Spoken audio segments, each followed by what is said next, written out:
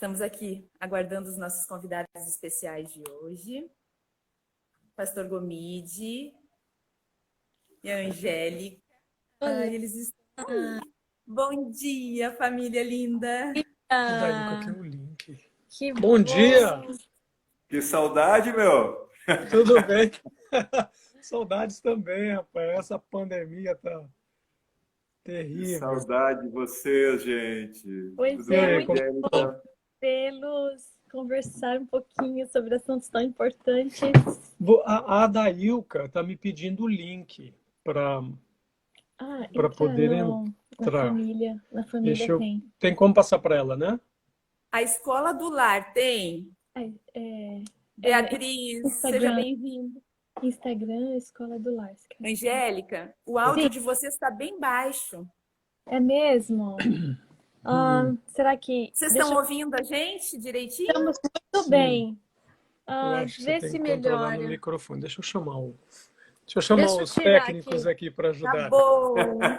Melhorou? Tá melhor, será? Não, tá baixo ainda. Baixo ainda?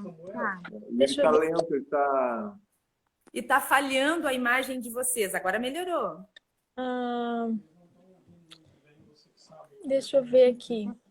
Enquanto isso, eu vou dizer... Lery Brito, seja bem-vinda. Ó, a Raquel disse que para ela tá bom o áudio, inclusive o de vocês. Vamos ver aqui se tem alguma coisa que áudio pra possa falar, fazer. microfone. Tem alguma...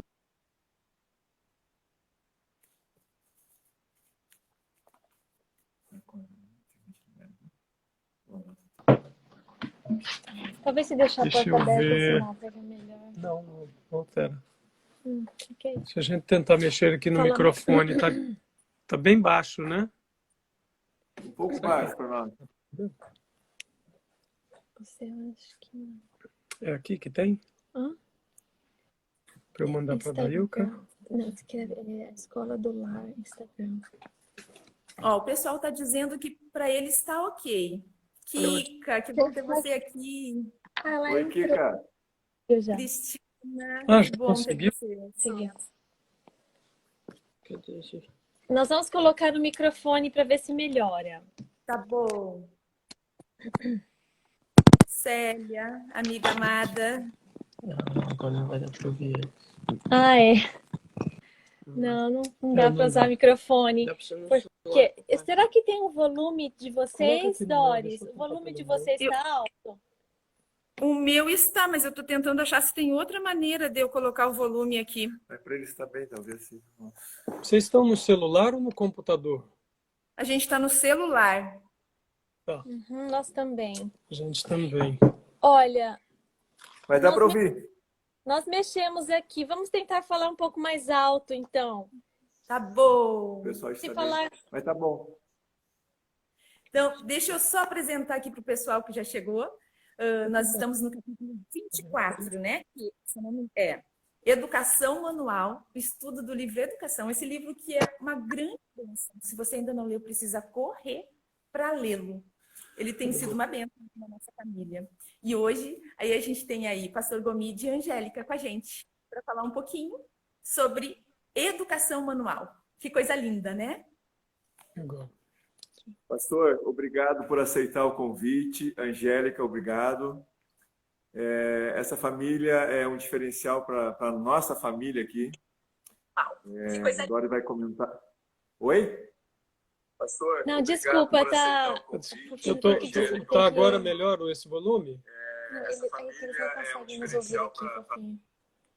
Tá dando retorno aí. Não, desculpa. É que nós estávamos tentando mudar de celular para ver se melhorava para vocês. Não, pode deixar assim. Acho que o pessoal tá ouvindo bem, pastor. Ok. Eu acho que é o nosso aqui que está com um pouquinho de retorno baixo. Tá?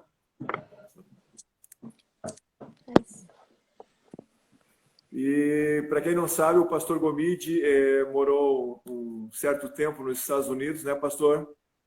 Depois veio para o Brasil. Foi professor na faculdade lá no norte, e de teologia, né? Faculdade de teologia. Deus providenciou para nós nos conhecermos. Eles impactaram a nossa família, nós mudamos muita coisa através deles. A gente tem um carinho enorme pela Angélica, o pastor Gomide, o Jonathan, o Samuel. Para quem não conhece eles, é uma família de Deus. É um exemplo para ser seguido. A gente vê pela família e nós amamos essa família, admiramos essa família.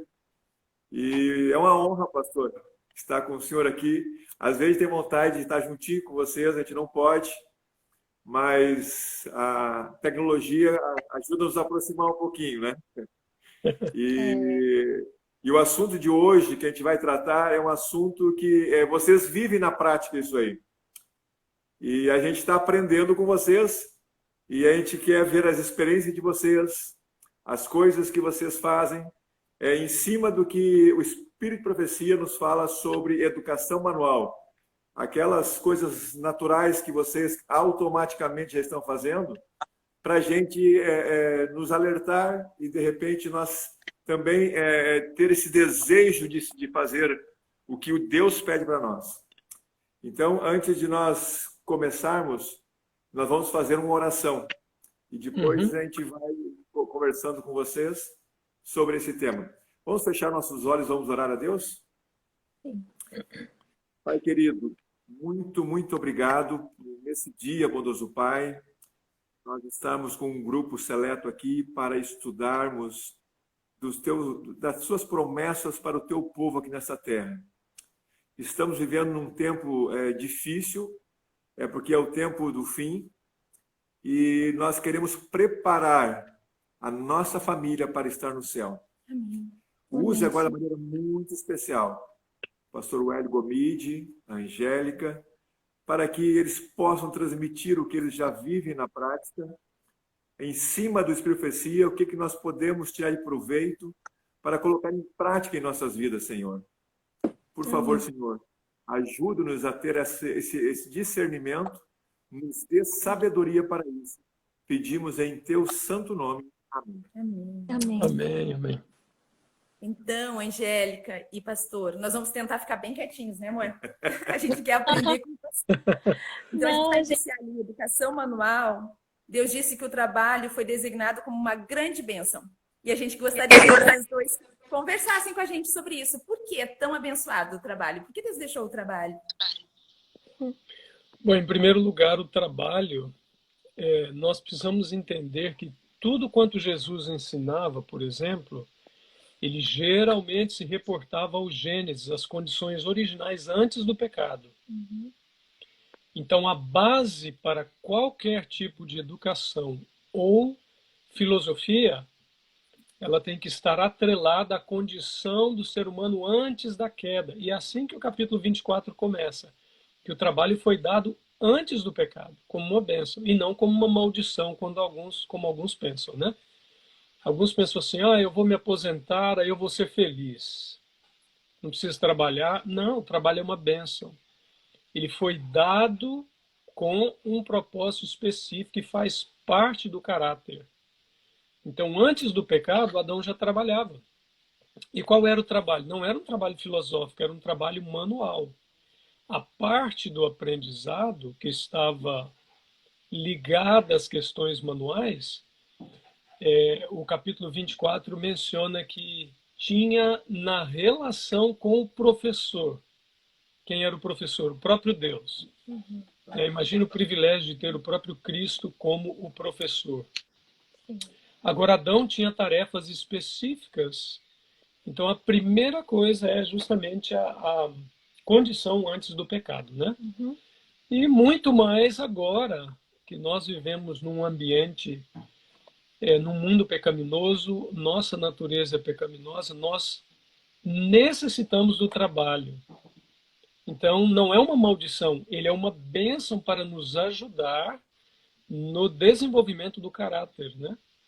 Nesse mundo de pecado. Então, o ideal do trabalho, a base para se estudar a respeito do trabalho manual, está ligado ao caráter. Então, é uma necessidade. Não é simplesmente algo que nós temos escolha. Eu escolho um trabalho melhor, que não envolva labor, que não envolva dificuldade. Não. o trabalho ele tem um objetivo específico que nós vamos discutir aí ao longo do capítulo, né? Achei muito interessante aqui no primeiro parágrafo, que diz que o trabalho significava três características que eu sublinhei aqui: desenvolvimento, poder e felicidade, né? E é o que nós queremos para nós, para os nossos filhos. Mas hoje é cansaço, ansiedade e dor. 3 coisas. Mesmo assim, com ansiedade, cansaço e dor, Deus fala, é para fazer o trabalho. Por quê? Porque é uma salvaguarda contra a tentação, barreira contra a condescendência própria e promove 3 coisas: indústria, pureza e firmeza. Quem não quer, né, ter essas características? Né? Que nós mesmos sejamos assim, nossos filhos que sejamos industriosos, puros, num mundo corrompido. O trabalho pode, né, ajudar nossos filhos a crescerem puros. Se Deus falou que isso é possível, né? E é interessante que nesse processo, Ellen White menciona aqui, foi o 5º item que eu sublinhei, torna-se parte do grande plano de Deus para que sejamos recuperados da queda. Sim. Então, o trabalho manual é parte do plano da redenção. Olha quão importante é para nós. Veja, em que sentido? Nós, por natureza, desde pequeno, nós, com exceção de poucos seres humanos que nascem, né, com uma tendência mais firme de começar e terminar, o trabalho manual ele tem um processo que você não pode pular. Por exemplo, nós chamamos de steps em inglês, né? Passos. O marceneiro, por exemplo, eu sou marceneiro. Essa foi minha profissão que me ajudou na faculdade, paguei a faculdade fazendo isso, eu era bolsista na escola. Naquela época, no Novo IAEU, que hoje é o NASP Campus 2, né? Eu trabalhei 12 anos ali na marcenaria, 8 anos como funcionário, 4 anos como aluno bolsista. Nós recebíamos do Pará carretas de madeira, eram pranchas grossas assim de 7, 8 centímetros de espessura, pranchas largas e compridas às vezes de 13, 14 metros de comprimento. Então nós descarregávamos o caminhão, nós cortávamos a madeira, nós fazíamos o móvel, nós dávamos o polimento, acabava o móvel. Então eu não podia simplesmente pensar assim, tirei a madeira, o móvel está pronto. Tem um processo. E de acordo com Ellen White, o trabalho manual e os processos pelos quais esse trabalho precisa ser desenvolvido nos ajuda a desenvolver perseverança. E algo interessante que ela diz no livro, quando Deus terminou o seu trabalho da criação, a sua alma se encheu, não a sua alma, ele se encheu de felicidade. Ele falou, é muito bom. E ela diz, quando nós terminamos um trabalho manual, nós sentimos o mesmo que Deus sentiu na semana da criação. Isso ajuda na formação do caráter e protege contra muitas outras coisas, né? O mundo... Como é que é? É interessante, eu estava olhando a lição da Escola Sabatina desse trimestre, que é sobre educação cristã, e eu estava vendo ali justamente esse assunto ontem e hoje, né, na lição, falando que Deus criou, que nem o senhor falou, né? Deus criou o ser humano, Adão e Eva, e ele fez a casa, que é o jardim, e depois ele colocou todas as coisas para que ele trabalhasse. Né? A Angélica até comentou. Então, assim, o trabalho é uma coisa que não só engrandece o homem, mas pelo que a gente entende, assim, alegra o coração de Deus. Né? Uma coisa interessante. Eu senti isso N vezes, trabalhando enquanto marceneiro ou mesmo fazendo alguma coisa de mecânica, né? Eu comprei um carro aqui, por exemplo, o carro estava muito barato porque tinha alguns problemas mecânicos, rolamento, sway barling, que são as bases estabilizadoras, a bomba da direção não funcionava, e falou, olha, não passa na inspeção por isso. Eu falei, eu comprei o carro e eu mesmo vou arrumar. A bomba que custava $780, eu falei, não, eu compro os reparos, né? comprei na Toyota os reparos, paguei $23 e refiz a bomba. Com menos de $200 eu botei o carro para funcionar. Nós estamos usando o carro, está excelente o carro, não tem... Aqui acontece muito ferrugem, porque eles põem muito sal na época do inverno, né? O carro não tem ferrugens.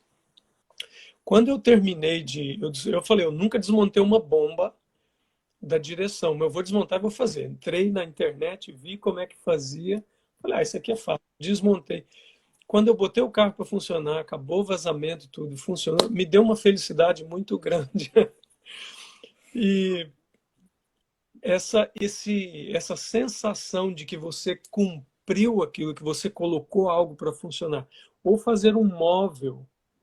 Você começa do zero, cortando e fazendo, e coloca o móvel e você olha para o móvel, dá uma satisfação de que você participou daquilo. Você começou e terminou aquela tarefa. Isso desce o caráter. Era considerado Israel, por mais rica ou pobre que a pessoa fosse, era considerado, de acordo com Ellen White, um pecado uma criança crescer sem uma profissão manual, independente do que ela fizesse. Não é?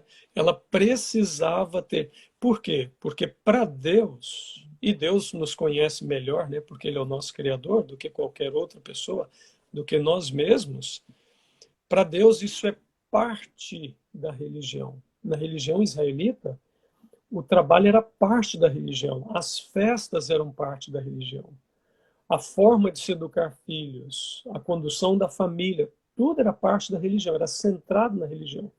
Então nós precisamos, principalmente nós brasileiros, né? Aqui eu convivi com muitos brasileiros enquanto trabalhava aqui, e muitos diziam assim, não, eu vim para a América para fazer dinheiro, voltar para o Brasil, comprar uma fazenda e descansar numa rede. O trabalho é tido como maldição, e é o contrário. É o contrário. O trabalho ele traz alegria, ele traz felicidade. O solo, por exemplo, você não tem como pular os processos. Você prepara o solo, põe a semente, você tem que cuidar da planta diariamente, colocar água, tirar as ervas daninhas, afofar o solo, mantém processos. Depois você tem a colheita do fruto. Isso traz satisfação para a alma. Sim. Traz o senso do que nós chamamos de accomplishment, de completude, né? De completar a tarefa. E o outro ganho também que a gente recebe é a parte física, né? O exercício físico quando a gente trabalha, né? Então, a gente vê que a gente tem em vários planos da nossa vida, tanto pela manutenção na parte familiar, na parte espiritual, que Deus quer que a gente trabalhe, né? E esse trabalho, claro, a gente tem que não ser o excesso de trabalho, nem tampouco negligenciar o trabalho, mas ter um equilíbrio no trabalho. Então, no plano familiar, no plano físico, a gente tem ganhos, e no plano emocional. Então, a sabedoria de Deus é tão grande, quando Ele instituiu o trabalho para o ser humano, né? Ele viu todas essas bênçãos para o ser humano que nós temos que ver hoje, né? Isso é verdade. E Ellen White fala que, inclusive, que no nosso trabalho, em tudo que fazemos, nós devemos ser cobreiros de Deus. Então, há uma participação, não é um trabalho sem um objetivo específico. Ele tem um objetivo. E, obviamente, todos os trabalhos eles devem ser feitos. Como ser cobreiro de Deus no nosso trabalho? Por exemplo, vamos supor que uma pessoa seja um encanador, ok? O vaso sanitário está estragado de uma casa e ele é chamado para consertar esse vaso. Ou trocar o vaso sanitário. Para muitos, isso pode parecer um trabalho humilhante. É um trabalho manual. Você vai ter que pôr luvas, porque é uma zona de contaminação. Mas você deve... Veja, todo trabalho, por mais simples que pareça ser, quando nós entendemos que somos cobreiros de Deus, nós não vamos fazer aquilo com desleixo. Isso aqui, não. Devemos fazer o melhor possível, com o maior esmero possível, como se estivéssemos fazendo para o próprio Deus. Ah, mas um vaso sanitário? Sim, um vaso sanitário. Um vaso sanitário. Ou uma pintura, por exemplo. Você vai fazer uma pintura, uma casa tem 2 andares, vai pintar por fora. Aqui na América, os materiais são feitos e você coloca uma massinha, tipo um silicone em volta das janelas, porque pode penetrar água, né? Pelos tipo de material. Então você tem que selar por fora. Um pintor poderia pensar assim: eu estou no 2º andar, ninguém vai sair da janela para fora, porque não vai levitar no 2º andar de fora da casa e ninguém vai ver isso daqui. Ele tem que fazer aquele trabalho manual simples que ninguém vai ver depois, com esmero, porque ele sabe que uma gota de água que pode entrar ali e a constância da água pode danificar. E quando nós fazemos um trabalho assim, eu às vezes faço, você vai fazer, você tem que fazer sabendo, tem que ser o melhor. Por quê? Porque aquilo demanda aquilo, tem uma funcionalidade aquele silicone. Então, uma pessoa, se ele vai colocar esse simples silicone, ele pensa assim: ninguém está vendo, eu vou fazer o trabalho, ganhar meu dinheiro. Ele tem que ser honesto na colocação daquele pequeno silicone. E isso pode valer para qualquer área da vida. O mecânico, ele vai, vamos supor, trocar uma transmissão, né? Eu já troquei transmissão com meus meninos, motor. Você coloca tem aquele anel selante que vem, aqui a gente chama de gasket, o retentor, né? E tem uma cola que você põe. Muitos não colocam a cola. Muitos mecânicos, eles falam: ninguém vai ver isso daqui, depois vai dar problema, ele traz de novo, eu ganho mais dinheiro. Não. Eu tenho que fazer com fidelidade. Ninguém está vendo. Eu estou vendo. Então eu tenho que terminar um trabalho e ao deitar no meu travesseiro, eu tenho que pensar: fiz o meu melhor. Fiz o meu melhor. O trabalho ele está ligado com o caráter. Com o caráter. Então, nos mínimos detalhes, muitos falam assim: não, é perfeccionismo. Não é perfeccionismo. Nós temos que fazer com perfeição. Porque é parte do caráter. Isso vai desenvolvendo uma série de valores espirituais. Uma pessoa que não é perseverante na questão do seu trabalho, geralmente ela não vai ser perseverante na sua religião, porque está conectado. O princípio é a base. Okay? Então está ligado com a religião. E a gente precisa atentar para isso. Tem um verso que eu gosto muito, que diz: sede fiel no pouco, e sobre o muito lhe colocarei. Os meus filhos falam que é o verso que eles mais ouvem aqui em casa. Não sei porquê, né? Mas a questão é que nem o Elevon é um médico, né? Você imagina. Só que o jovenzinho, ele não começa a vida como médico, é um longo caminho, né? O jovem que não aprende a ser fiel nas pequenas coisas, né? Ele vai fazer um trabalho ali de limpar o chão e resolve esconder a sujeira. Imagine quando esse rapaz se tornar um médico. Como que ele vai fazer, né? Ou às vezes tem que remendar a meia que furou mas remenda de qualquer jeito. Imagine se ele se tornar um cirurgião e depois ele vai fazer o remendo numa pessoa. Exato. Então, não importa a profissão, o que esse capítulo quer passar é que às vezes as pessoas têm medo, né? Ai, meu filho vai se tornar isso. Se ele aprender mecânica, ele vai ser um mecânico. E apesar que nós conhecemos muitos mecânicos bem-sucedidos na vida, tanto financeiramente como profissionalmente bem felizes e realizados. É que eu estou falando assim porque os trabalhos manuais, como diz o capítulo, são colocados, né, de lado, né? Eu vou ser uma cozinheira. Eu tenho uma amiga que ela disse que a mãe dela não quis ensiná-la a cozinhar, porque a mãe dela falou: eu não quero que você se torne cozinheira. Eu quero que você seja alguém na vida. A cozinha é uma das áreas mais importantes da que vida. fala que é o mais importante. Então, essa ideia errada, né? Porque toda verdade tem a contrafação, né?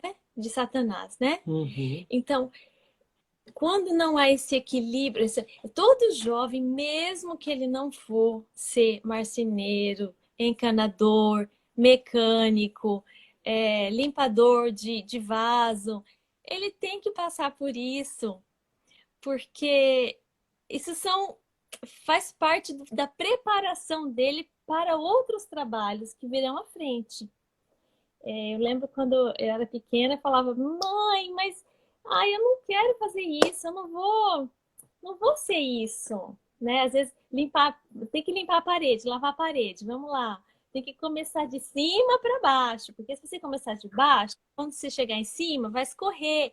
Mãe, mas para quê? Quando eu crescer, eu pago alguém para fazer para mim. Aí ela falava assim, se você não souber fazer, como você sabe que a pessoa vai fazer bem feito? Você tem que saber para instruir a pessoa.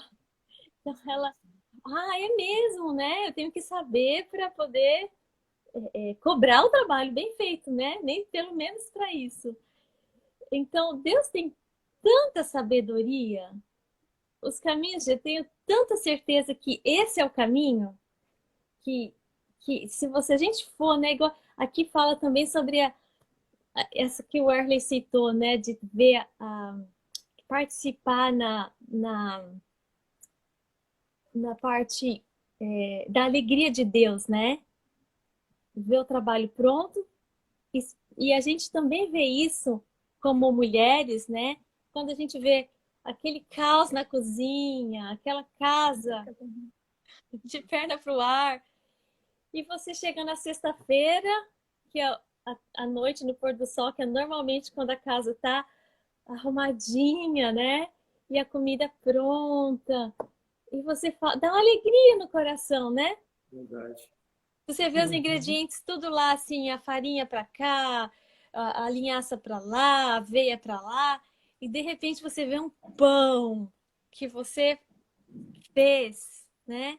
Com o poder que Deus nos concedeu. Então nós somos ajudadores, né? Participantes, e Deus nos dá esse privilégio porque isso nos traz alegria.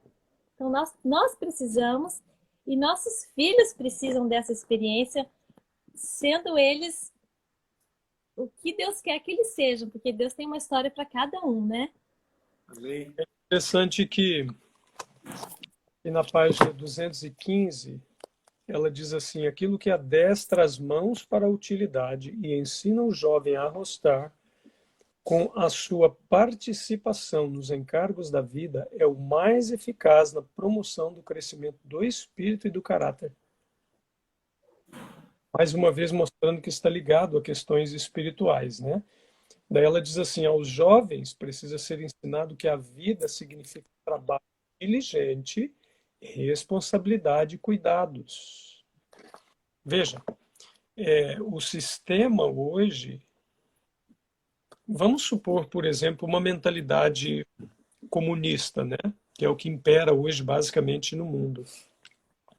A criança não pode trabalhar, porque em muitos lugares é até considerado abuso, né? Não, a criança só pode brincar e estudar.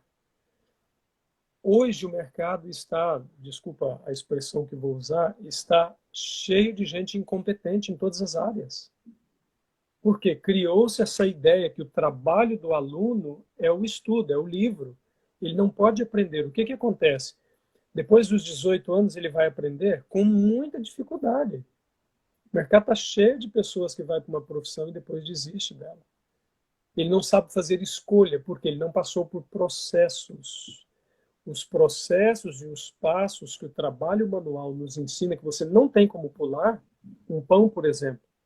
Você não tem como pegar a farinha e o próximo step você está cortando o pão e comendo. Não.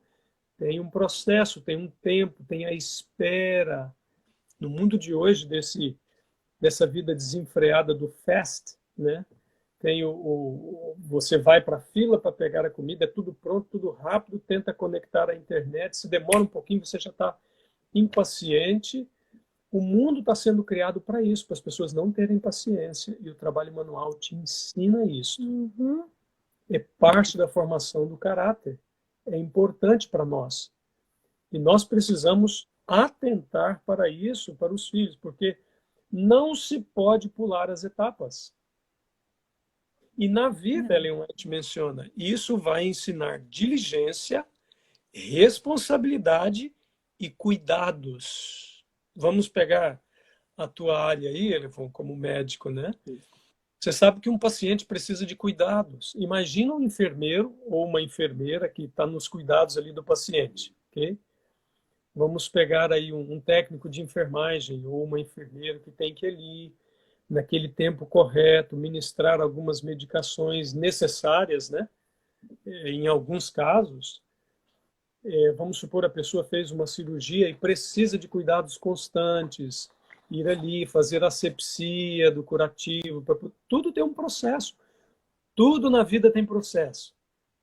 Aquele que quer estudar, por exemplo, fez uma escola de medicina. Ele não pega o diploma assim que ele começou. Tem um longo processo, adquirir o conhecimento, depois ir para a prática, a residência, a especialização, então, para o indivíduo chegar a um ponto. E por que a maioria do mundo não vence nesse sentido, em termos de fazer alguma coisa? Porque nos primeiros anos da vida não aprenderam a passar por processos. A religião é a mesma coisa. Nós estamos num processo aqui de quê? Perseverar em Cristo, crescer em Cristo, desenvolver o caráter.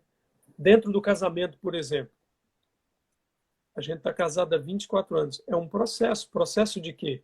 De paciência, de desenvolvimento, de amor. Tudo está ligado. As questões do processo que Ellen White menciona aqui, os passos, isso é parte do caráter. Isso é parte daquilo que a pessoa precisa fazer para ser honesto naquilo que faz. A Angélica mencionou sobre mecânicos, por exemplo. Dizem que mecânicos, marceneiros, vendedores de carro, médicos, você escolhe a dedo e por indicação. Porque senão você está no sal. E são pessoas que lidam com as mãos. O médico, por exemplo, ele é um cirurgião, ele lida com as mãos. O dentista, ele lida com as mãos. Tudo é processo, né? E são coisas que ajudam. Interessante, pastor. O senhor estava falando aí, eu não sei se o senhor viveu essa época. Na minha época, eu comecei a trabalhar fora, eu estudava meio turno de manhã e outro meio turno eu trabalhava fora de sapateiro, consertar sapato. E a minha mãe foi muito criticada por isso, muito criticada. E eu lembro que algumas vizinhas que criticaram, uma boa parte da meninada que não trabalhava, ficava na rua, entraram nas drogas, alguns morreram cedo. E a minha mãe se arrependeu, e eu não me arrependo também. E no mundo de hoje, tu vê que a gente não... Uma criança trabalhar, conselho tutelar vem, arrisca até o pai, né? E a mãe. Então, no mundo que nós estamos vivendo, o trabalho manual que tem esse processo que o senhor falou aí, que é aos poucos que a gente tem que aprender, que a Angélica reforçou ali dizendo que é nas mínimas coisas que a gente leva para a vida, fazer o bem feito, seja a profissão que você vai ter no futuro, você vai fazer o mesmo esmero que você fez quando era pequeno. Então, isso hoje a gente está quase que algemado, não poder fazer isso com nossos filhos. E as pessoas, o senhor é assim porque o senhor aprendeu desde pequeno. Então, o que nem o senhor falou, aos 18 anos a pessoa entra na vida profissional, não sabe, não passou aquele processo, né? E isso está sendo um grande problema para nós hoje na sociedade, né? Verdade, verdade. Eu passei pela mesma questão. Por exemplo, meu pai tinha 5 meninos e uma menina. E meu pai tinha uma filosofia, eu era pequeno, eu pensava assim, mas... Porque criança, né? Ela passa por aquele processo do aprendizado. Meu pai não pagava por fazer nada. Estragava um cano, ele falava, não, vocês têm que aprender como consertar. Eu não vou pagar para Aprendemos eletricidade, mecânica, carpintaria, encanamento. Eu não estou dizendo isso para... Não, eu aprendi a fazer de tudo numa casa. Eu sei rebocar, assentar tijolo, assentar piso, mecânica, elétrica, plano. Aqui eu sei fazer... Eu sei instalar um aquecedor de água, consertar questões de gás. Então, são coisas pequenas que você pensa assim, mas aqui na América, por exemplo, se estraga um boiler, que é um aquecedor de água, você pode abrir o bolso aí para $800, $900 brincando. Opa! Entre a 400 e a mão de obra é 500 para trocar. Em 2 horas você troca. Eu economizo US$ 500. A mão de obra é caríssima. Eu levar meu carro no mecânico para trocar os rolamentos, de mão de obra US$ 200. Eu faço. Então são coisas simples que a pessoa pode pensar assim: ah, mas eu pago os outros. Muitos, Elevon, como você mencionou, eles cometem um erro assim. O indivíduo teve que trabalhar duro, eu tive que trabalhar duro. Com 12 anos, eu trabalhava fora e estudava à noite. Eu queria estudar, eu gostava de estudar. Eu estudava à noite e trabalhava de dia. Meus irmãos, a mesma coisa. Quando chegava o final do mês, nós juntávamos o bolo de todo mundo, do dinheiro. Um pagava eletricidade, o outro pagava isso, o outro pagava aluguel, o outro pagava... A gente juntava e trabalhava. E isso ajudou. Todo mundo hoje sabe fazer muita coisa. Agora, veja. Alguns pais erram pensando assim: eu sofri, entre aspas, hoje eu entendo que não era um sofrimento, era uma bênção. Eu vou poupar meu filho disso. Não. Se nós fizermos esse poupar o filho, nós estamos causando uma maldição na vida deles. Porque Verdade. eles precisam aprender. No futuro vai ser útil, em termos de economia, principalmente aqui nesse país, né? numa emergência. Não é para ajudar alguma pessoa, por exemplo. Tem muitas pessoas aqui, Elevon, idosas. Nós conhecemos várias, que dizem assim: eu não tenho ninguém. Aqui tem muitas pessoas idosas, por exemplo, senhoras com 80 anos, homens com 80, quase 90 anos, que não tem um familiar mais, são só eles. Eles não têm ninguém por eles. Então, às vezes, estraga uma coisa, eu com as minhas habilidades, isso pode ser um meio evangelístico, eu vou lá e conserto para eles. Quanto que é? Por exemplo, a gente aluga a casa aqui e os donos da casa, eles vêm para cá no inverno, no verão daqui, né? Eles vêm, depois eles voltam e ficam na Flórida. E eles têm um apartamento embaixo, no basement da casa. E eles ficam ali. Eu fiz, eu acho, umas 3 vezes para eles, né? Consertei alguma casa para eles lá embaixo, aí ele vinha com o dinheiro. A última foi uma fechadura, que ele não conseguia instalar. Tem mais de 80 anos, a mão já não conseguia. Aí eu fui lá e instalei para ele, gastei o quê? 20 minutos para trocar a fechadura, instalei. Ele falou: eu não conseguia pôr. Aí ele colocou a mão no bolso e foi pagar. Eu falei: não fiz isso por dinheiro. Falei: não, por favor, aceita. Eu bati o nome dele e falei: Harold, eu não fiz isso por dinheiro.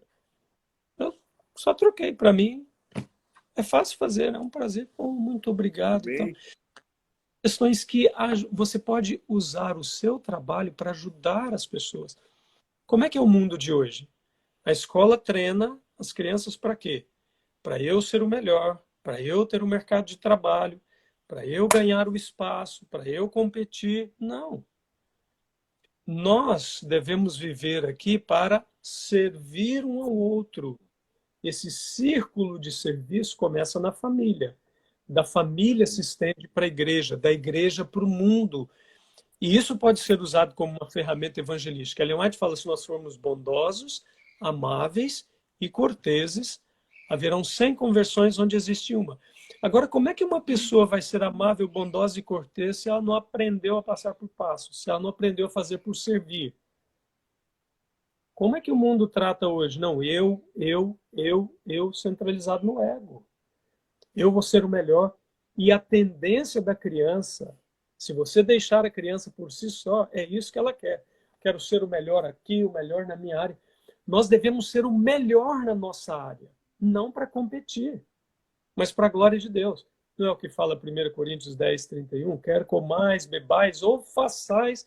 Aí a gente pode preencher o texto. A sua mecânica, a sua carpintaria, a sua medicina, a sua dentística, a sua fisioterapia. Tudo, a cozinha, tudo fazer para a glória de Deus. Porque esse é o motivo, é a glória de Deus. Agora, se a gente não aprende antes, e muitos pais falam: não, eu sofri, eu quero poupar meu filho, como, né, a Angélica pensou quando pequena. Não, eu não preciso disso daqui, eu vou fazer outra coisa. Não, é parte da formação do caráter. E nós precisamos entender isso, colocar definitivamente na cabeça. E é o que o livro menciona, né? Esses dias, conversando com o senhor, Tem um senhor que nós conhecemos, ele tem uma empresa de construção, coisa bem grande mesmo. Ele disse que no passado ele contratava adolescentes para trabalhar e que eles eram os primeiros a chegar no trabalho. Era para chegar 8, chegavam 7h30. Isso é 40 anos atrás. Eles estavam assim, com aquela ansiedade, eles eram os melhores trabalhadores. Ele falou, hoje, por causa das leis, de não poder as crianças começarem a trabalhar cedo, só após os 18 anos, quando chegam aos 18 anos, eles não querem mais. E não sabem, ele falou. Não sabem. Eles perderam aquela visão, eles perderam essa fase de você aproveitar para criar neles o gosto pelo aprendizado. A maioria, se você deixar, eles vão querer ficar no computador, né? Ficar dentro de casa, nem quer ir lá fora. Celular. É verdade. Olha, E o primeiro lar industrial, né? Ele mais fala pra gente que é o lar. Tem que começar no lar. Eles ficam pequeninos, né? Ensinar aqui, na nossa casa. Nós, os professores deles. Então, para isso, a gente precisa aprender também, né? Nós pais. Se nós não ensinarmos, outros vão ensinar de forma, às vezes, errada, né? Esse senhor, por exemplo, ele é um milionário, né? Não estou falando porque é um milionário, mas ele trabalhou com coisa asfalto, fazendo asfalto. E ele aprendeu com o pai. O pai montou a companhia. Ele e o irmão compraram a companhia e expandiram. Venderam a companhia, acho que há 4, 5 anos atrás, por milhões de dólares. Mas ele mencionando para a gente sobre contratar, ele falou, alguns chegavam agora, recentemente, pouco antes dele vender, e o camarada falava assim, não, eu fui contratado para dirigir o caminhão com o material só. Aí ele falava, não, mas precisa pegar a página dali. Não, eu não fui contratado para isso. Aí ele disse assim, olha, quando vinha uma necessidade que estava com pouco trabalho, quem que eu ia cortar primeiro? Ele disse, aquele que só quer fazer uma coisa. Ellen White menciona assim, as crianças precisam aprender de tudo um pouco e se especializar numa coisa.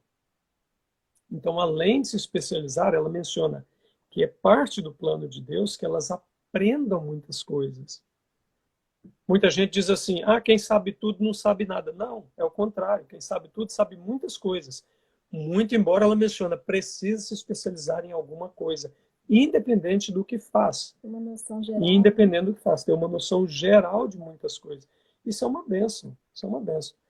A gente ensina, por exemplo, eu ensinei os meninos aqui várias coisas. Aprenderam a trocar aquecedores de água, aprenderam a trocar countertop, a instalar torneira, a trocar uma torneira, a trocar tomada, coisas assim elétricas, mecânicas. Eles aprenderam muita coisa. John de Samuel, por exemplo, um dos trabalhos que eles fazem é para esse senhor. Toda sexta-feira ele vai lá e ele tem 50 acres a propriedade dele. Ele tem máquinas, os meninos usam as máquinas, aprenderam a usar trator, a cortar a grama, eles cuidam do jardim para ele. Eles recebem o dinheirinho deles, têm o dinheirinho, para outra família eles fazem outro trabalho de jardinagem e vão aprendendo. Imagina se a criança não aprendeu. Ele chega lá para fazer, toda hora ele vira para o dono e fala assim, o que eu preciso fazer agora? Porque tem muita gente sem essa iniciativa. Você coloca uma coisa simples para ele fazer, que é até questão de raciocínio lógico, de causa e efeito, a pessoa de hoje fica perdida, porque ela não aprendeu enquanto pequeno. Então é necessário nós ensinarmos. Ellen White diz assim, necessitam aprender que nenhum homem ou mulher se degrada pelo trabalho honesto. E aqui o trabalho honesto que ela menciona são trabalhos manuais, são honestos. O ser humano não se degrada. Por exemplo, ela menciona que o menino precisa aprender trabalhos de casa também. Lavar, remendar as roupas, que hoje quase não se remenda, porque o povo usa rasgado mesmo, né? É parte da moda. A gente remenda, porque senão a gente remenda. Os joelhos das calças são remendados. Porque a gente faz muita coisa manual, que às vezes você tem que ajoelhar, mecânica mesmo, estraga a roupa. Se eu for jogar fora cada vez, não, lava, remenda, reusa. E veja, ela diz que isso não vai degradar o menino. Ele precisa aprender a lavar, passar, cozinhar, consertar as coisas. E a menina, ela menciona, precisa, na época dela, né, aprender a arriar o cavalo, a montar, porque era o transporte da época. Não podia depender de outra pessoa só. Então é bom Ela aprender a disse dirigir. é aprender a dirigir, a Hoje, controlar as máquinas. Aqui você vê mulher cortando jardim, limpando e fazendo como um homem, entendeu? A esposa sai ali, nós temos um vizinho aqui em frente, a gente mora meio separado assim, sabe? O lugar aqui nos Estados Unidos tem muito assim, mata em volta, bosques e tal. Nosso vizinho da frente, eles têm, acho que uns 5 filhos. 4 filhos.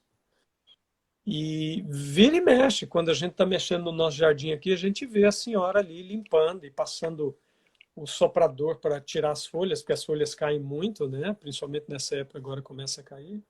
E de vez em quando ela paga o Samuel para ir lá, quando eles viajam para cuidar do jardim dela, e ele vai ganhando o dinheirinho dele. Ele já sabe fazer, né? Agora, e aqui é comum, deixam fazer, e é parte. Ele ganha o dinheirinho, ele fica contente, ele aprende a fazer. E eu sempre falo para eles, olha, filho, faça com muito esmero, corte todos os cantinhos, faça direitinho, precisa ser feito. São aprendizados, né? Você ia fazer uma pergunta?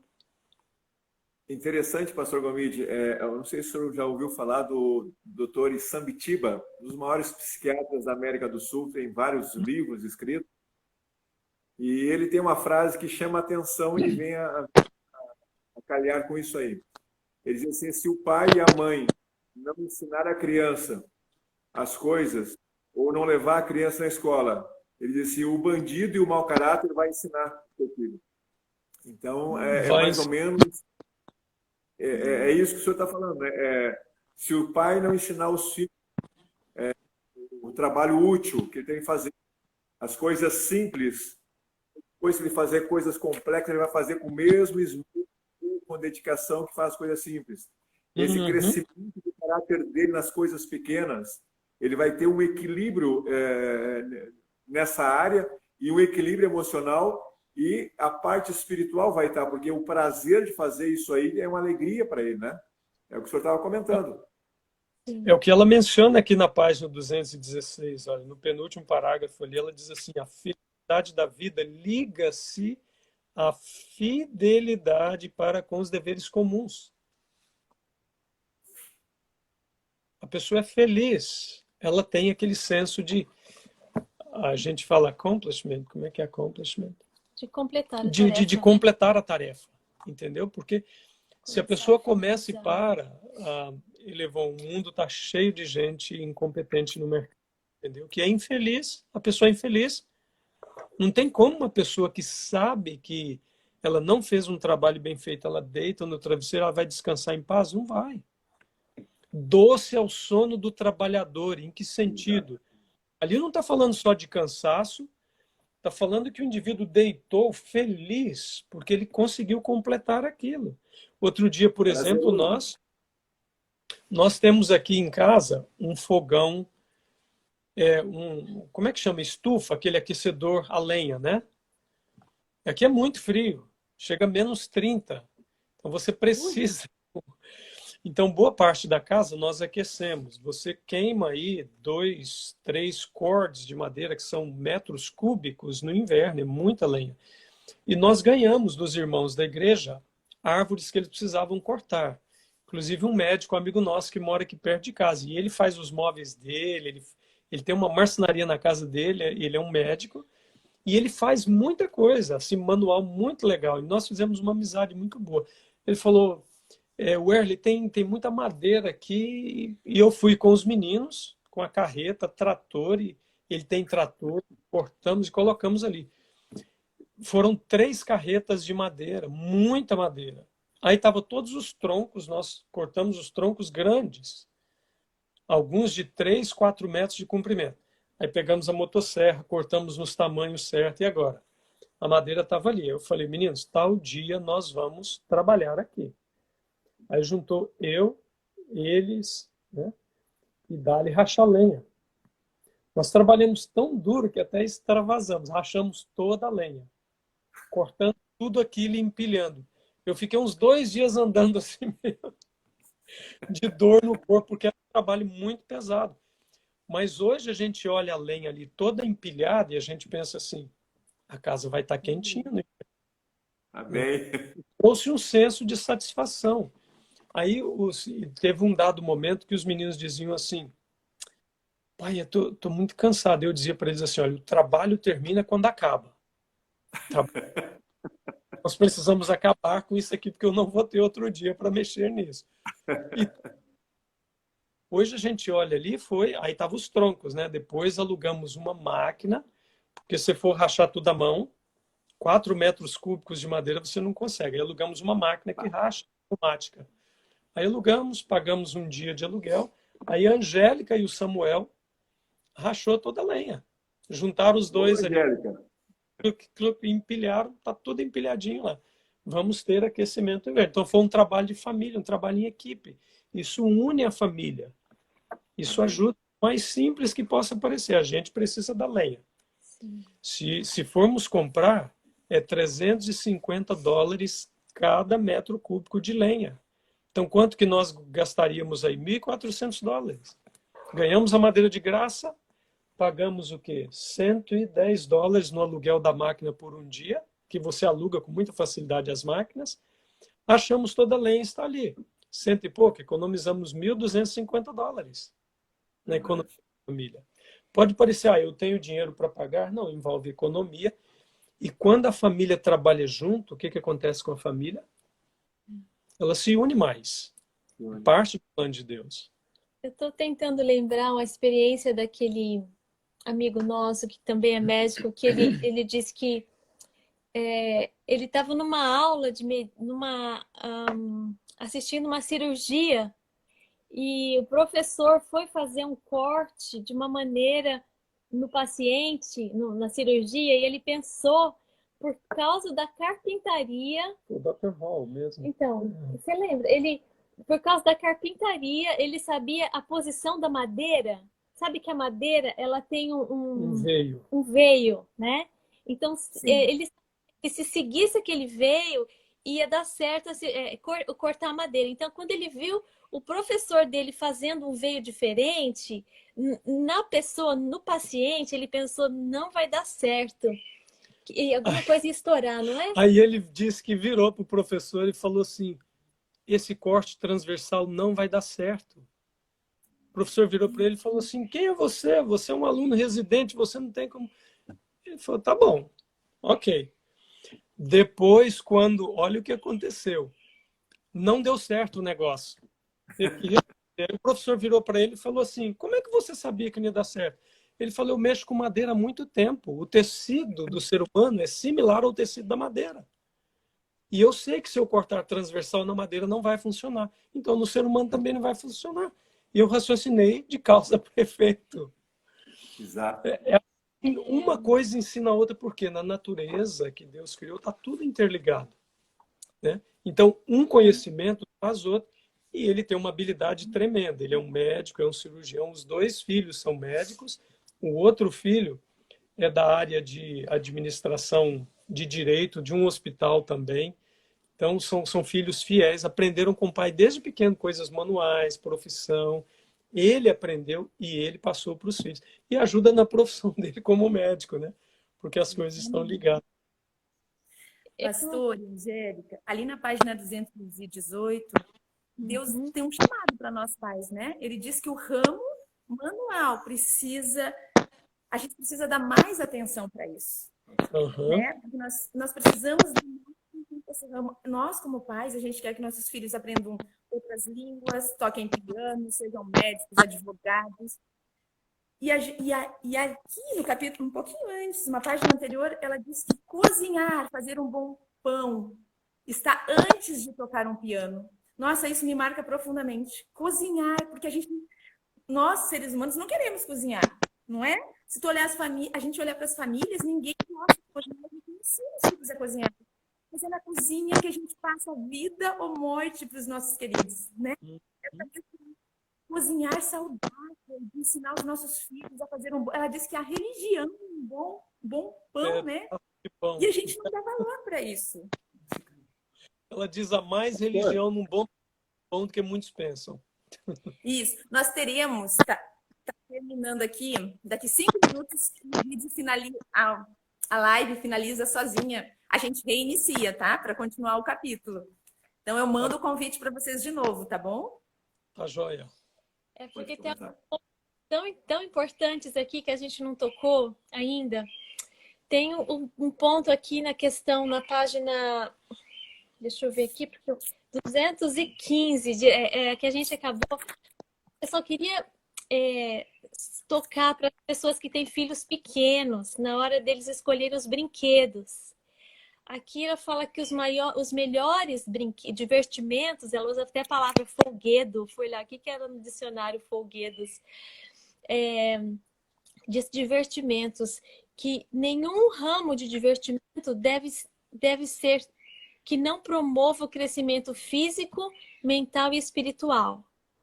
Então, qualquer atividade que nossos filhos estejam envolvidos, e quando eles são crianças pequenas, nós, os pais, que provemos os brinquedos. Então, tem que ser esse tripé. Desenvolver esse tripé, né? Uhum. E uma vez eu vi uma palestra dizendo que os melhores brinquedos para as crianças são os utensílios de cozinha. Porque eles estão ali brincando com as panelas, com as tampas, quando são pequenininhos. Depois eles aprendem a organizar. Oi, gente. Estamos aqui tentando. Olá.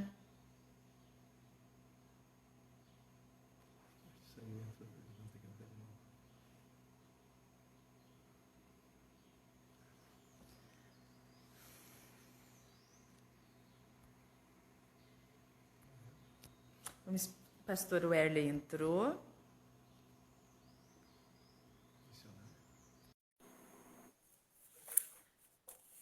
Aguardando a Angélica e o Werley. Vamos ver. Pronto, voltamos. Desculpa, continua, Angélica. Estava conseguindo ver direitinho.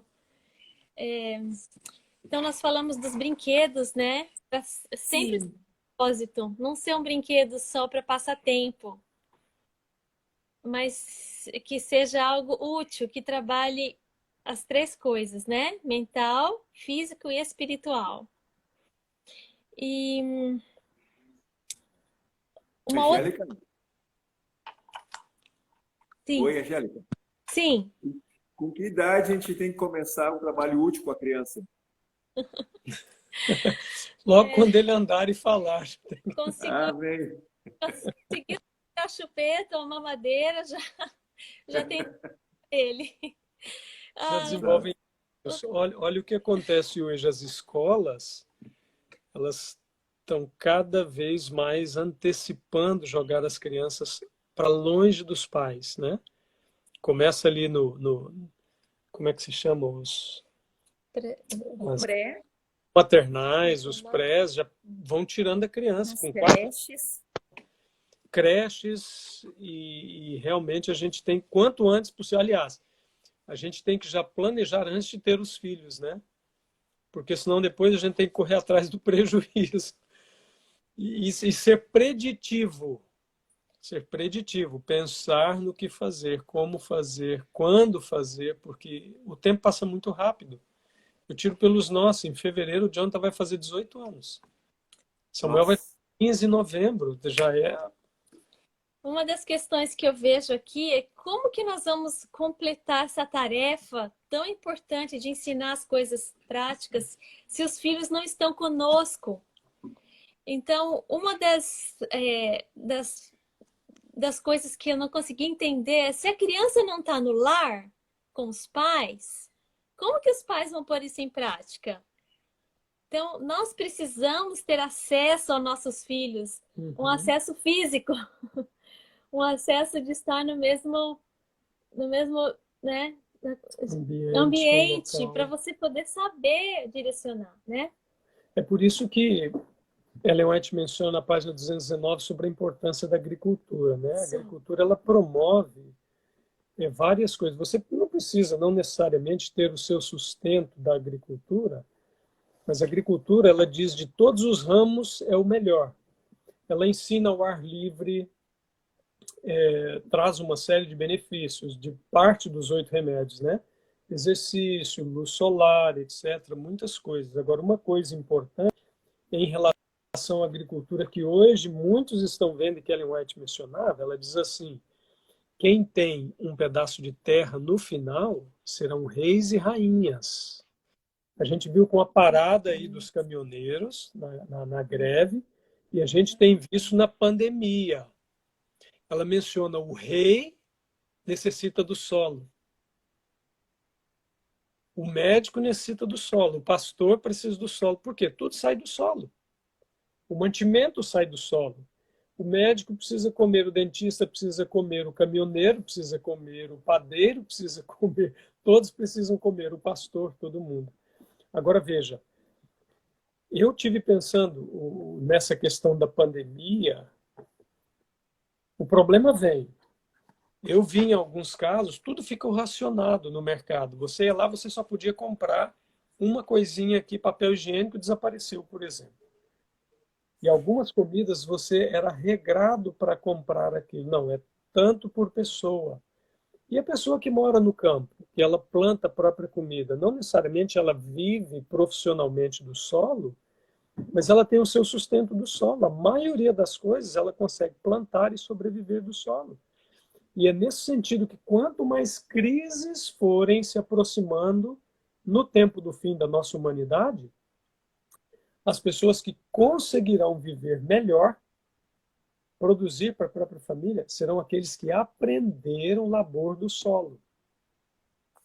Aprenderam a paciência, o processo, o plantio, até chegar na colheita. Precisa, eu menciono para a Angélica, o nosso sonho é um dia ter um pedacinho de terra e tá. O que nós moramos não é nosso, é alugado. A gente faz um canteiro, alguma coisa conforme pode, né?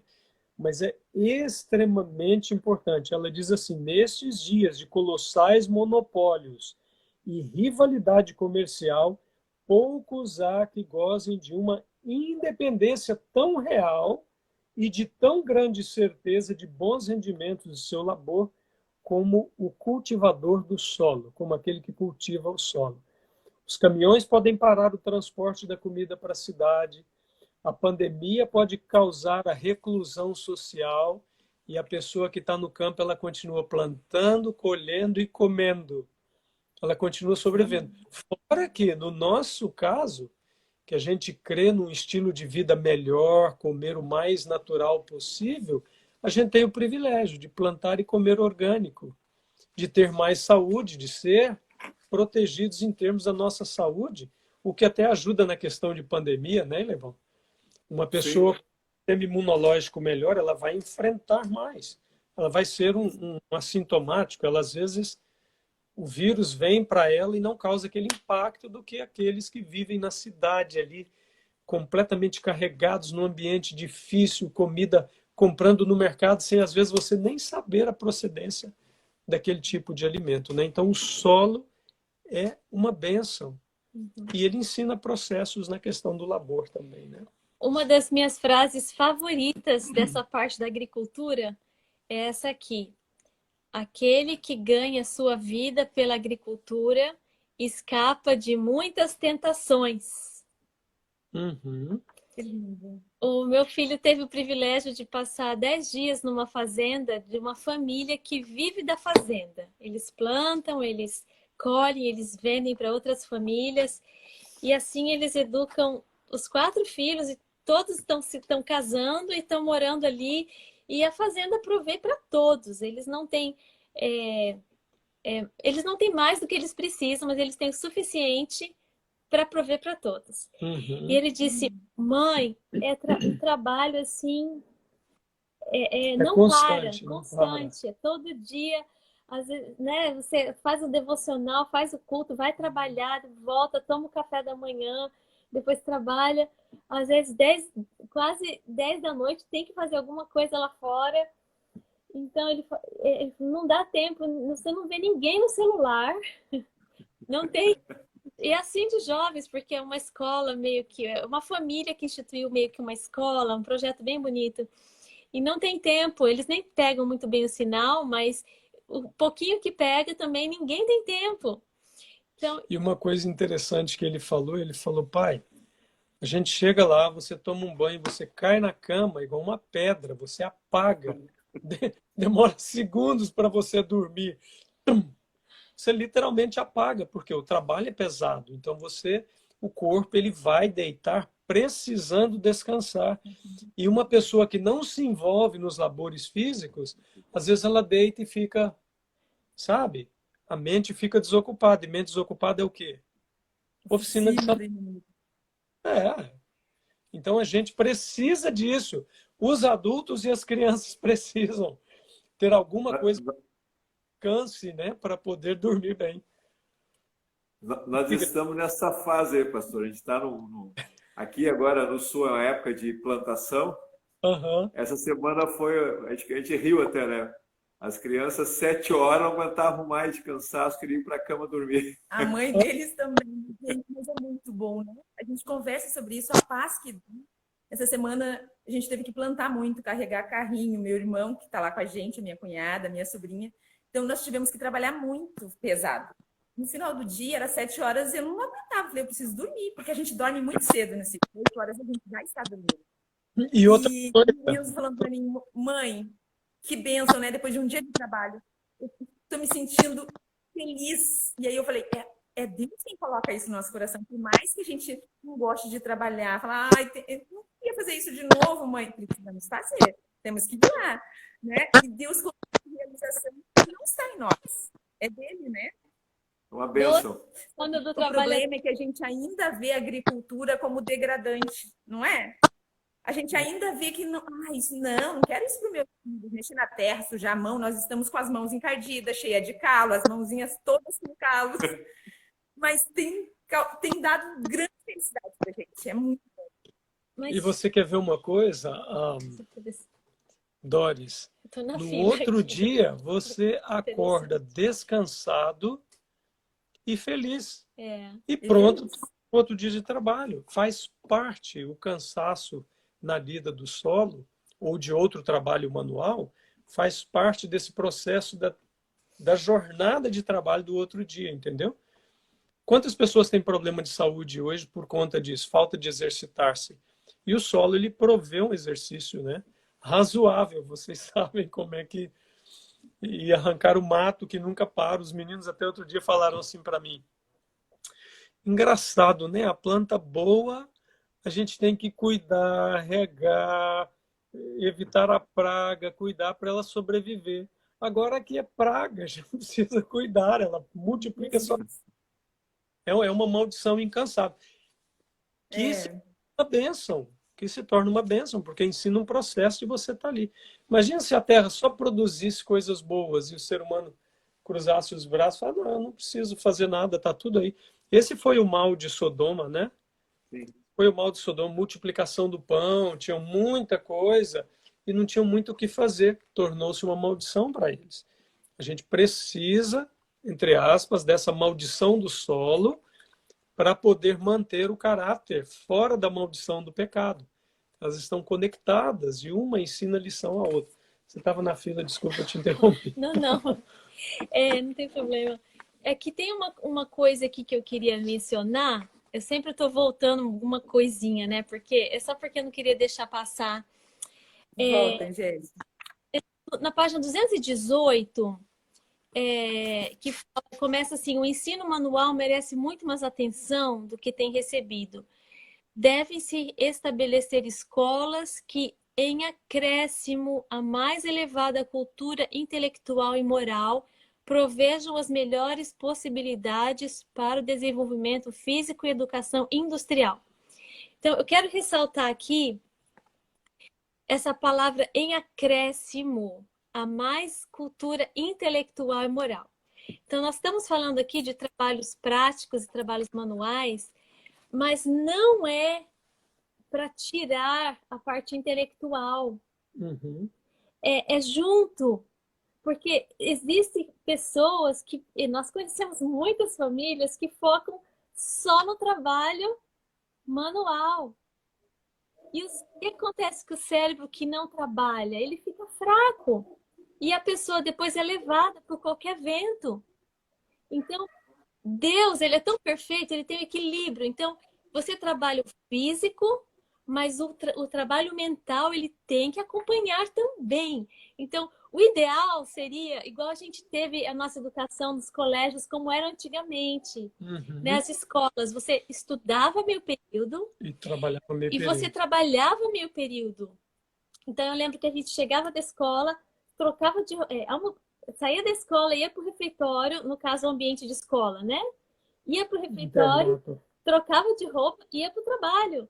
Era cozinha, horta, marcenaria, construção. Voltava do trabalho, banho, janta, tarefa rapidinho, 9 horas tinha que estar na cama para dormir. Porque Então, às 5 assim, acordava para o culto. Então, era tudo assim cronometrado. Isso foi uma benção, uma benção. então, quando nossos filhos estão em casa, nós temos que cuidar com isso, porque a gente tende a sempre puxar para um lado. Eu acho que a coisa mais difícil de nós pais e professores é o equilíbrio. Ou a gente puxa para o muito acadêmico, intelectual, ou a gente puxa para o muito... Ah, então tá. Então é manual? Manual, manual, manual. Então, eu negligencio o acadêmico. Então, eu quero ressaltar isso. Equilíbrio. Apesar de que tem um texto que não está aqui, mas tem um texto que a Noite fala. Se tiver que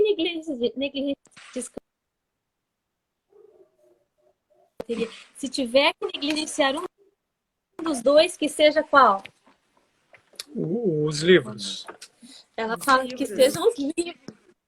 Mas não é o ideal. É assim, eu imagino que seja assim. Sabe um dia que nem a gente teve aqui que cortar madeira e tem um trabalho, tem dia que você tem que começar e terminar. Que não dá para você parar no meio do trabalho. Se você vai fazer, por exemplo, suco de uva, você está no processo ali, você não pode marcar o horário. Nós vamos fazer 3 horas de suco de uva. Você começou a mexer com a uva, ela está colhida, você tem que terminar o processo. Você alugou uma máquina, você tem que entregar a máquina no mesmo dia. Você começou, você tem que terminar o processo. Existem essas exceções desses dias que você tem que estar no trabalho todo o tempo. Ou existem exceções que tem dias que você está nos livros todo o tempo. Por quê? Às vezes o dia está chovendo, às vezes o dia está muito frio, às vezes alguém está doente, quer mais ficar quietinho, no conforto ali de casa. Então, ou às vezes você tem que ir na cidade, tem que viajar, você tem que ficar o dia inteiro no carro. Então, existem essas exceções. Porém, o padrão seria trabalho e estudo equilibrados, de uma forma equilibrada. Ela até diz que o ideal seria transformar os ginásios das escolas em oficinas, né? Então, imagine, em vez de você ter um prédio ali para jogar basquete, as crianças ficam lá competindo, vôlei, basquete, eles tiverem uma oficina de marcenaria, uma oficina de de mecânica, uma padaria para todos aprenderem a fazer pão. Então, olha que lindo o plano de Deus para as escolas. E se as escolas não podem proporcionar, nós, os pais, precisamos proporcionar isso. Plantio. Agora, é interessante que ela menciona nesse contexto, ela diz assim, por exemplo, a educação tirada principalmente dos livros conduz a uma maneira superficial de pensar. A gente pensa que é o contrário, né? Não, o conhecimento da sala de aula é o que dá a profundidade filosófica do pensamento, é o contrário. Aí é onde ela diz que o trabalho, olha o que ela completa, o trabalho prático provoca a observação minuciosa e pensamento independente. Então, a combinação dos dois, por quê? Porque a natureza é um livro de estudos. Então, a mente pensa e ela fica, sabe, raciocinando em cima de causa e efeito, as leis da natureza. Tudo que acontece na natureza é um livro aberto de ensino. E quando nós lidamos nesse processo de aprendizado do trabalho manual, ela diz que isso provoca uma observação minuciosa, o que faz com que o estudo dos livros seja efetivo. Ela diz, se concentrar só nos livros é o contrário do que a escola ensina, dizendo, não, nós temos profundos pensadores, não, eles são superficiais, porque eles não têm o equilíbrio. E a Bíblia diz, que tem que ter esse equilíbrio. E Ellen White menciona que tem que ter esse equilíbrio. Por isso que o trabalho manual é importante também. E aí, nesse contexto, ela diz, se em caso de necessitar negligenciar, é preferível negligenciar os livros, porque o trabalho, ele pelo menos dá à pessoa alguma solidez para dormir, descansar e o ajuda a prosseguir. Agora, o ideal é desenvolver o intelecto e, ao mesmo tempo, o labor físico, porque traz o equilíbrio, mantém o pecado distante, protege a pessoa dos males e faz com que a pessoa tenha pensamentos profundos. Olha o que Jesus fazia. Jesus é o perfeito exemplo de todas as coisas, certo? Até os 30 anos, o que ele fez? Jesus não ficava como um monge recluso, estudando a Bíblia e orando o tempo todo. Não.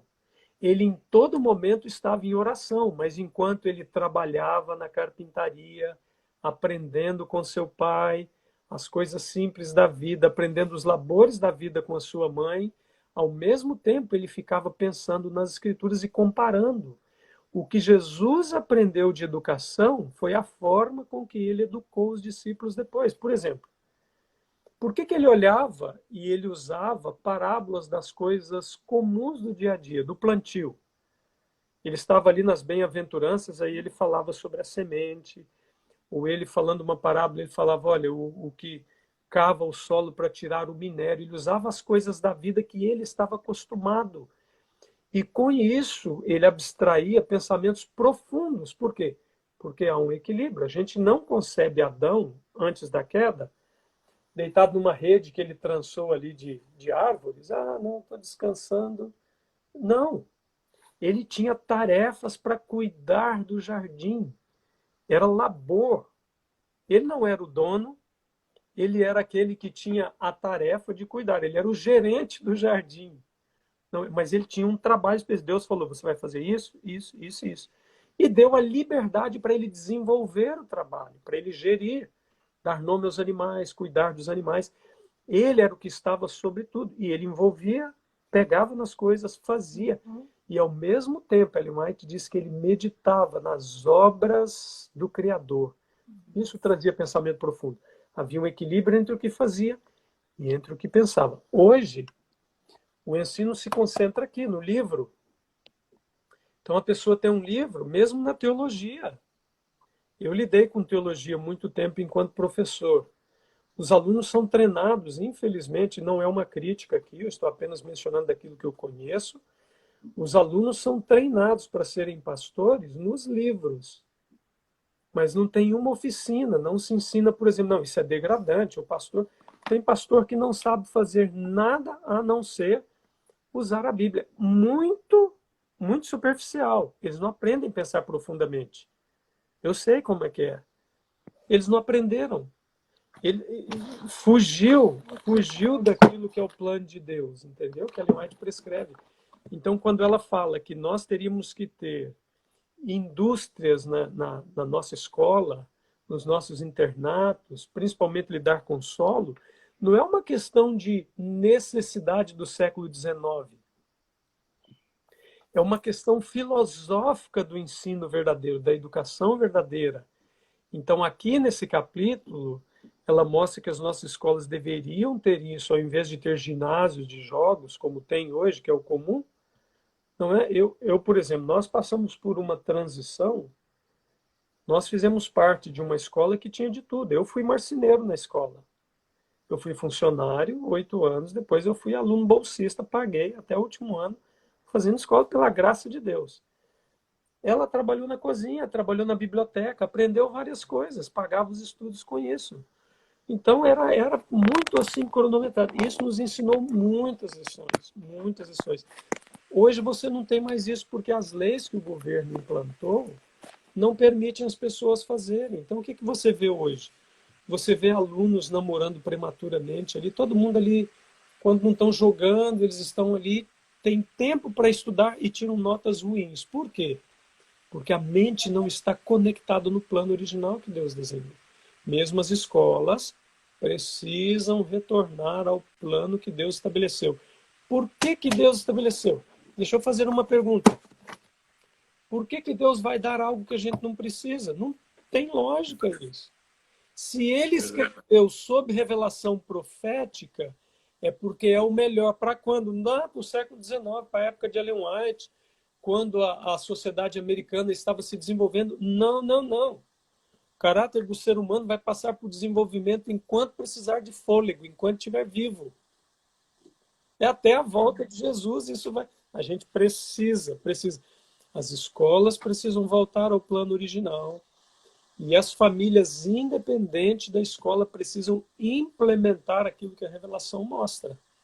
Livros corretos, não livros pagãos, livros corretos que ensinam a religião verdadeira, a ciência verdadeira, que seja a matemática, porque hoje, nas escolas, a matemática está desassociada de Deus. É uma matemática simplesmente filosófica, ok? A medicina está, a biologia está, a história está, a física, tudo. A escola hoje trabalha para retirar a figura de Deus na mente humana. No plano de Deus da verdadeira educação, os livros têm que se concentrar em torno da Bíblia. O trabalho manual tem que se concentrar em torno da Bíblia. Porque ambos, trabalho intelectual e trabalho manual, eles trabalham no sentido de restabelecer o caráter e preparar para a eternidade. Esse é o foco principal. Então, o labor não é simplesmente... Faz parte você deitar e ter um sono, vamos dizer assim, um sono apagado mesmo, né? Um apagão. Você descansou profundamente porque o físico está precisando. Mas o objetivo maior é proteger o caráter. Proteger o caráter. Por que proteger o caráter? Porque nós precisamos estar com o caráter pronto quando Jesus voltar. Então tem muita teoria por aí dizendo não. A salvação é gratuita? Ela é gratuita. Você pode fazer o que quiser e não importa. Não é bem assim. Eu não encontro isso nem na Bíblia, nem no Espírito de Profecia. Então Deus desenvolveu o trabalho originalmente antes do pecado. Depois do pecado a gente precisa 100 vezes mais dele. E precisamos ensinar aos nossos filhos que trabalhar é uma bênção e uma honra. É uma bênção e uma honra. Agora, se eu vou estudar um livro, eu preciso entender que o que eu vou colocar do contingente cognitivo desse livro em minha cabeça é uma honra. É um privilégio ter contato com aquilo que fala de Deus. Isso desenvolve o intelecto e o físico reforça esse desenvolvimento. E a educação se dá da forma como deve se dar, como Deus desenhou que deveria ser. Aumenta a influência do pastor, né? Do pastor, do missionário, na página 221. Então, não é perda de tempo. Então, é tão bom quando você vai conversar com alguém, ou alguém vem conversar com você, que a pessoa entende do seu ramo de trabalho. Uhum. Isso já abre uma porta, isso já tem algo em comum. Eu conheci uma amiga agora, e o marido dela, ele não era adventista, ela veio para a igreja depois, e ele era um doutor em matemática, em física, e ela falou, e o esposo tinha, assim, amigos no trabalho que não ajudavam muito ele, assim, né? Então ela falou, preciso arrumar amigos para o meu marido.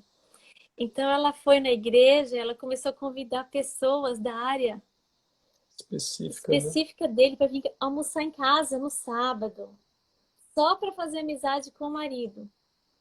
E foi essas pessoas, através da amizade, que ela organizou para o marido, os novos amigos dele da igreja, que trouxeram ele, né? Que eles foram conversando e atraiu ele a Jesus. Então, é importante nós termos um conhecimento amplo de várias áreas para nossa influência aumentar como evangelizadores, né? Nós conhecemos uma família também no Camp Meeting que tivemos aqui, tem o quê? Uns 2 meses. Uma família de missionários de Belize que veio. Ele estudou teologia, ele é piloto, mas ele faz muita coisa, desde mecânica e tudo. Ele montou uma escola para poder servir a comunidade e ensinar os jovens a trabalhar. Então ele ensina mecânica. Aí ele contou que ele era assim, olha, ele falou, eu sou a pessoa mais estourada que vocês podem pensar, sem paciência. Aí um dia eu estava fazendo um trabalho e os alunos tudo em cima, consertando um motor. Aí ele tentou, ele comprou a ferramenta, quebrou o parafuso. Aí ele pegou, furou o parafuso e pegou a ferramenta para tirar o parafuso. Quebrou a ferramenta. Aí falou, bom, eu tenho mais duas, sem problema, né? Tirou aquela ferramenta de lá de dentro. Quebrou a segunda ferramenta. Aí ele tá mexendo e os alunos tudo em cima, esperando o momento para o motor funcionar, né? Quebrou a terceira. Ele disse que ele pegou o martelo assim, tá, os alunos todos olharam para ele. Aí ele foi e falou para os alunos assim, vamos todo mundo almoçar, depois a gente volta.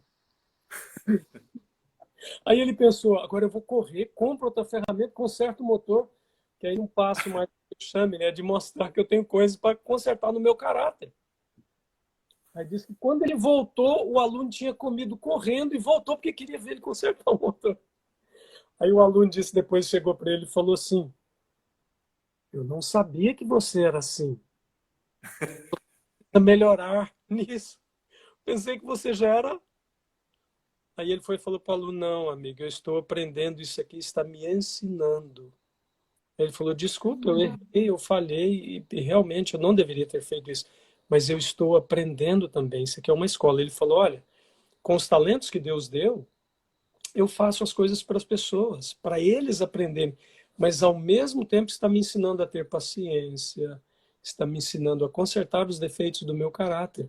Então Ellen White diz aqui ó, que o ministro, o missionário, o professor aumentarão grandemente sua influência entre o povo. De que forma? Porque o próprio trabalho não só vai abrir portas no serviço, mas ele vai nos ajudar a consertar os nossos defeitos de caráter. Eu tenho esses problemas. Todos nós temos. Às vezes você está fazendo uma coisa e não está dando certo, vai vindo aquela vontade. Eu, quando era pequeno, amigos, minha mãe me fazia repetir a mesma tarefa muitas vezes, porque eu perdia a paciência, eu quebrava o negócio, quando não funcionava, eu quebrava, jogava. Aí ela virava para mim e falava assim, adiantou? Você vai ter que fazer de novo. Não, não quero fazer. Você vai fazer de novo. Aí ela fazia eu repetir até o negócio ficar pronto. Então, às vezes, esse defeito de caráter que está ali gravado, que só vai ser retirado na glorificação, ele está dormente, porque às vezes eu estou fazendo uma coisa assim manual e aquele negócio não dá certo, vai vindo aquela vontade de quebrar, aí eu falo, Senhor, tenha misericórdia de mim, porque eu sou um pecador, eu quero terminar esse negócio, me dá calma. E a palavra de Deus vai dando calma, porque o defeito ele está ali. Esse defeito não é tirado. Ele não é tirado.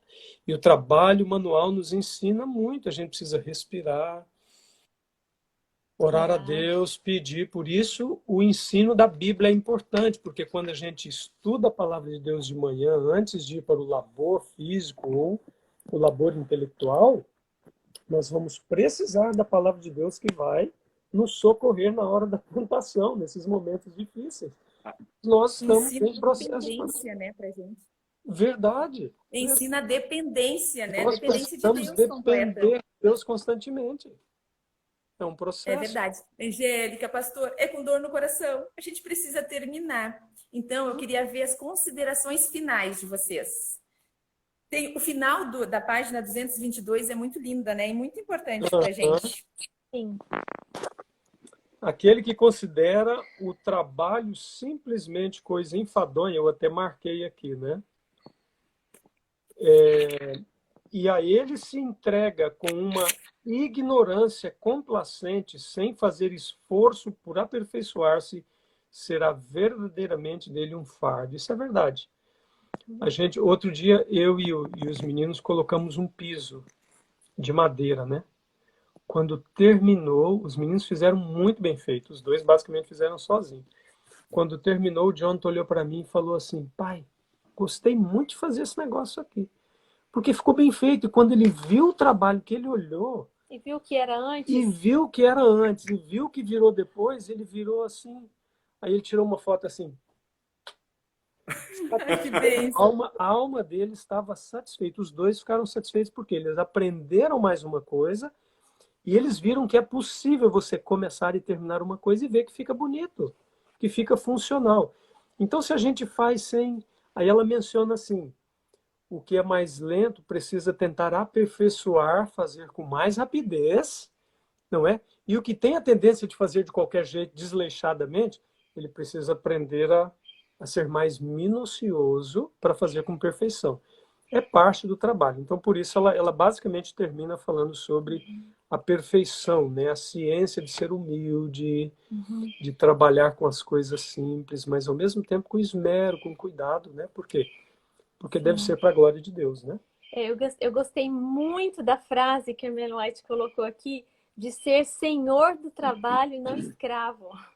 Uhum. Então, ela aqui não tem problema se a gente precisar usar uma máquina. Não tem problema se a gente tiver coisas para nos ajudar que o trabalho saia mais bem feito, com mais perfeição e mais rápido. Isso aqui, quando eu vi, falei, uau, a gente não tem que ficar ali pagando penitência, né? Entre aspas. Porque eu até assisti rapidinho aqui uma palestra sobre agricultura e eles estavam falando, são 4 pessoas que vivem da fazenda. E é uma outra história. Mas eles dizem que cada movimento conta. Não é você fazer o buraco assim e assim. É você fazer o buraco assim, colocar a muda assim. E não é você tapar assim, bater. Não.